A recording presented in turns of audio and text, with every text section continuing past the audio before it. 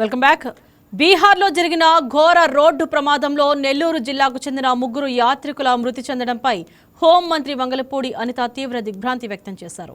బీహార్లో చికిత్స పొందుతున్న వారితో ఫోన్లో మాట్లాడిన అనిత ప్రయాణికుల పరిస్థితుల గురించి ఆరా తీశారు.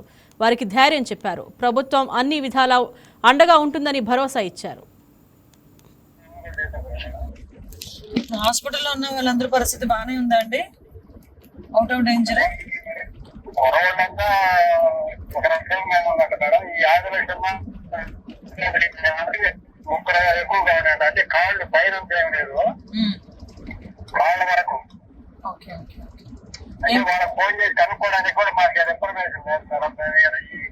జరిగింది కానీ మనం కనిపెట్టుకుని మా ఆరోగ్యాన్ని పంపించాలని బాగా మా మద్దతు లేదు. ఓకే ఓకే మేము అక్కడ హాస్పిటల్ వాళ్ళతో మేము కోఆర్డినేట్ చేసుకుంటాం లేండి, మీరు కంగారు పడకండి. ఓకేనా?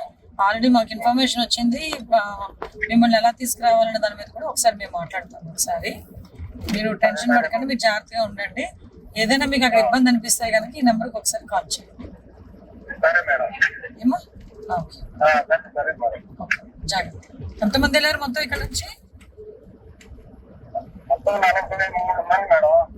43 మంది వెళ్ళారు. Okay okay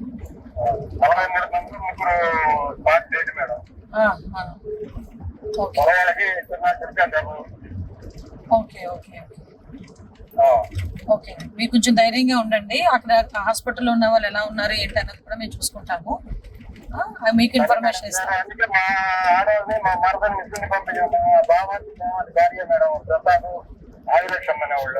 okay okay okay